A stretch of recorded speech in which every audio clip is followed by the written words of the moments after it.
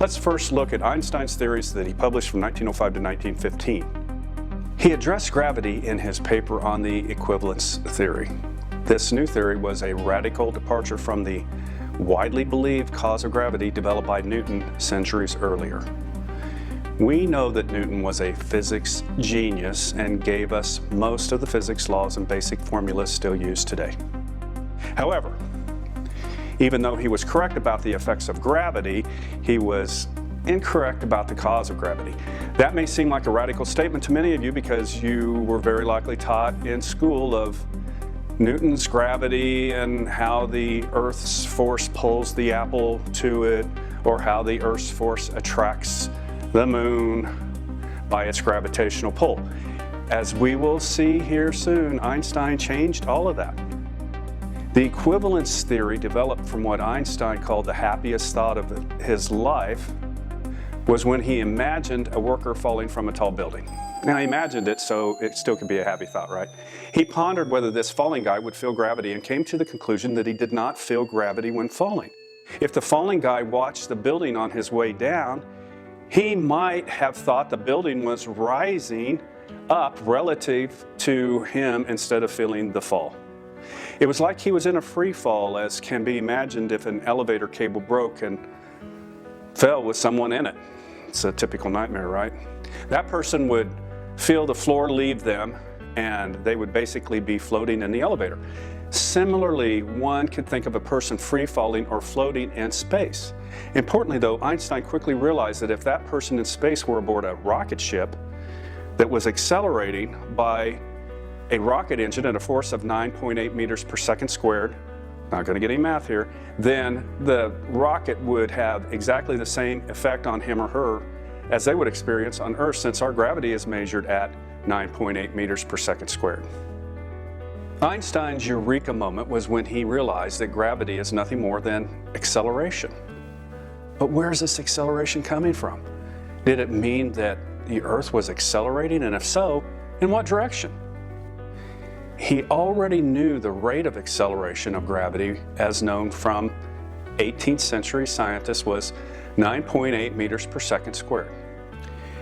Einstein determined that the Earth was accelerating relative or in comparison to someone looking at Earth from space who just happened to be floating by. This imaginary person in space would have no forces acting on him or her while moving along, so would be scientifically deemed as an inertial observer. The term inertial in this context means that no external forces acting on them. So, relative to the person free falling in space, is the Earth really accelerating? Yes, but why?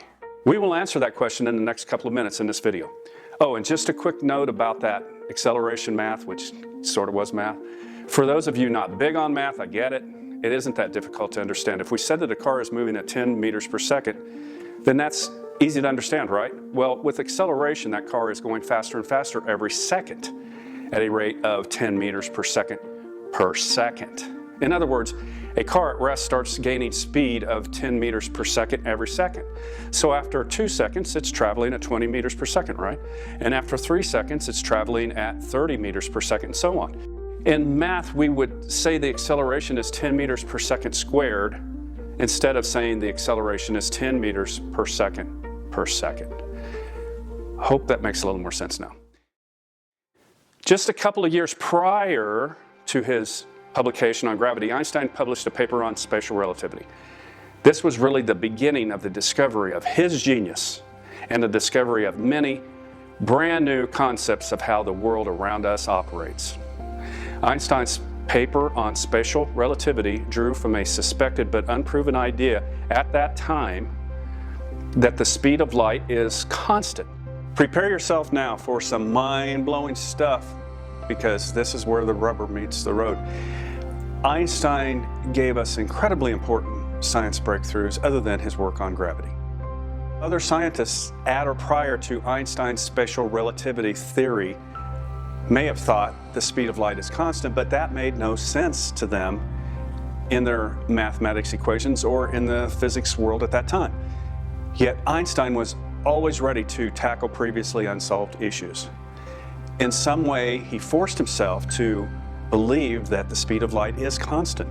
But if that were true, then he knew that other physical quantities thought previously and logically to be constant must be variable. Let's break this down quickly here to better explain. Consider two vehicles traveling toward each other. If both are traveling at 50 miles per hour, then the relative speed would be 100 miles per hour because you add the 50 miles per hour from both vehicles traveling toward each other. On the other hand, if we imagine two vehicles traveling at 50 miles per hour, but both are traveling side by side in the same direction, the relative speed would be 0 because you subtract the speed of one vehicle from the other when both are moving in the same direction. But with a huge amount of emphasis and importance here. Einstein said that there is no addition or subtraction when we look at the speed of light. In other words, the speed of light is constant. He would imagine someone traveling on a light beam going one way and another person traveling on a light beam going in the opposite direction. In other words, they're meeting each other. This logic and physics would tell us that their relative speed to each other is twice the speed of light, right? But Einstein said no. And if that's not bizarre enough, he also said that if two light beams are traveling side by side in the same direction, then their speed relative to each other would not be 0 as with the vehicles. But their speed relative to each other, even though they are traveling side by side, would still be the speed of light. What? How can that be, right? The speed of light does not operate in relative speeds like the speed of vehicles. Since Einstein knew that the speed of light had to be constant, he thought that the other physical quantities like space and time must be variable, depending on an observer's perspective. Einstein conceived that time and distance change if something is moving at high speeds relative to its surroundings. So if a rocket ship were moving at a large fraction of the speed of light and somebody was watching it from a distance, that person would be called an observer and would see a rocket ship that is, believe it or not, shorter in length than it would be if he or she saw that rocket at rest. This shortening effect is horizontal only, and it's due to the rocket's incredibly high speed. Added to this unbelievably strange phenomenon is the fact that the observer's clock would tick more quickly than a clock inside the rocket. Einstein said that time moves slower for the person inside the incredibly speedy rocket. We now call this time dilation and space contraction. I know. This is all too weird and counterintuitive, but folks, it's true. And it's an incredibly important step to understanding gravity, space travel, satellite positioning, speed and acceleration and orbits, which give us much of our technological advances today. And as if all this isn't astonishing enough, consider the consequences of Einstein's assertions. It would necessarily mean that if someone were to travel at or near the speed of light, then time would crawl to 0, or said in another way, at the speed of light, time stops. What? Also, horizontal space would shrink to 0, and that person in the rocket might see the entire universe more like an incredibly bright light.